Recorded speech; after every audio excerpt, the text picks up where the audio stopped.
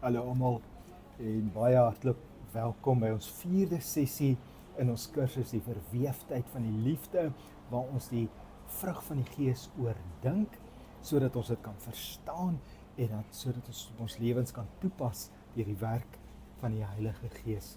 Sover het ons gesien dat die vrug van die Gees is een ding, dis liefde en is eintlik om liefde prakties uit te leef. En vandag kom ons by die derde aspek of die derde faset van die vrug van die Gees en dit is vrede. Nou kom ons lees saam Galasiërs 5 vers 22 en hier staan maar die vrug wat die Gees voortbring is liefde, vreugde, vrede. Vrede. Nou in 1735 was daar twee broers, John en Charles Wesley, hulle was sendingpredikante van die Anglikaanse kerk en hulle het die tog van Engeland af oor die Atlantiese Oseaan aangepak om in Amerika te gaan sendingwerk doen. En terwyl hulle op hierdie skeepsvaart, op hierdie roete was met 'n seilskip, toe daar 'n geweldige storm losgebreek en die mense het gedink dis klaar met hulle gaan almal sterf. En John Wesley het so angsbevange geraak. Hy was 'n predikant, hy was 'n sendeling, maar hy het so angsbevange geraak te midde van hierdie storm. Maar op die skip was daar 'n groep Duitse sendelinge, 'n groep Morawiese sendelinge wat kalm gebly het en te midde van hierdie storm het hulle vrede gehad en hulle het lofliedere tot eer van die Here gesing. En John en Charles Wesley was so diep geraak deur hierdie sendelinge. En dit het gemaak dat John met die leier van hierdie groep sendelinge gaan praat het, 'n man met die van Spanningberg. En hy het gesê, maar wat het julle wat ek nie het nie? Hoe kon julle dit regkry om te midde van hierdie lewensgevaarlike storm vrede te hê? En Spanningberg het vir John Wesley gesê, dit gaan nie net daaroor om God te dien nie. Dit gaan daaroor dat mense hom werklik sal ken. Later het die twee Wesley broers weer teruggekeer na hulle sendingwerk in Amerika, na Engeland toe, en hulle toe weer die Morawiërs opgesoek, en een aand het John Wesley die vervulling van die Heilige Gees beleef. En dan skryf hy later in sy dagboek, and I felt my heart strangely warmed. Hy het gevoel sy hart warm word toe die Heilige Gees oor hom kom en daar ervaar John Wesley die vrede van die Here, die vrede van die Here wat alle verstand te bowe gaan.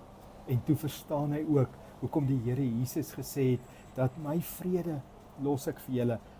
In Johannes 14 vers 27 sê Jesus, hy sê vrede laat ek vir julle na, my vrede gee ek vir julle. En John Wesley het daai vrede ervaar en sy broer Charles se bediening was nooit weer dieselfde nie. Nou wanneer ons kyk na die verskillende gestaltes van die vrug van die Gees, dan sien ons vrede is die derde gestalte. Dat om die vrug van die Gees uit te leef is om met vrede te leef. Nou wanneer ons na die Bybel kyk, dan sien ons die eerste vrede. Hierdie vrede is in die eerste plek vrede tussen God en mens. En ons lees in Romeine hoofstuk 5 daarvan dat Jesus gekom het om vrede te bewerkstellig deur sy kruisdood, sodat wanneer ons glo in Jesus, daar vrede tussen God en mens kan wees. En wanneer ons daai vrede het, dan kan ons met vrede in ons lewe leef. Dan kan ons met daai vrede leef wat Jesus vir ons gegee het. Nou, die Bybel leer vir ons dat God se vrede gaan ons verstand te bowe. In Filippense 4 vers 7 lees ons hier staan, en die vrede van God wat alle verstand te bowe gaan, sal oor julle harte en gedagtes die wag hou in Christus Jesus. So God gee sy vrede vir ons om wag te hou oor ons hart en ons gedagtes. So die vrede is vir ons gegee om mee te lewe. En in Kolossense 3 vers 15 lees ons, Verder, laat die vrede van Christus in julle harte regeer. So, kinders van God moet met die vrede van die Here Jesus lewe, die vrede wat die Heilige Gees bring. Maar in die Amplified Bible, in die Classic Edition, vertaal hulle hierdie soos volg, Kolossense 3 vers 15, hier staan, and let the peace from Christ rule, act as empire continually in your hearts. So die vrede van die Here Jesus moet die skeieregter in ons harte wees die hele tyd. En kom ons dink bietjie daaroor, God gee vir ons sy vrede, sodat ons heeltyd en konstant met sy vrede kan leef. En daai vrede moet die skeieregter wees in ons hart. So wanneer ek 'n besluit moet neem en ek het vrede, dan kan ek 'n besluit doen. Wanneer ek 'n besluit moet neem en ek het onvrede, dan moet ek dit nie doen nie. So wanneer ons wonder maar wat is God se wil, dan sal sy wil vir ons geopenbaar word in die vrede of die onvrede wat God in ons harte vir ons gee. So sy vrede moet die hele tyd die skeieregter wees in ons lewens. Is dit nie wonderlik nie, dat die Here vir ons sy vrede gee om elke dag, heeldag mee te lewe, en dat hierdie vrede ons help om die regte besluite te neem. Hierdie vrede ons help om nie foute te maak nie. Hierdie vrede ons help om nie verkeerde beslissings te neem nie. Want hy gee dit vir ons as deel van die vrug van die Gees wat ons uitleef. Maar behalwe dat hierdie vrede ons help, is hierdie vrede ook 'n seëning en 'n getuienis vir die mense om ons. Ek het in een van die vroeër sessies genoem van die vroeë Christen martelare, wat so getuienis uitgedra het, omdat hulle in die arenas waar hulle lewens uitgegiet word, het hulle die vrede van God gehad. En mag elkeen vir ons met elke dag met hierdie vrede leef. Kom ons bid saam.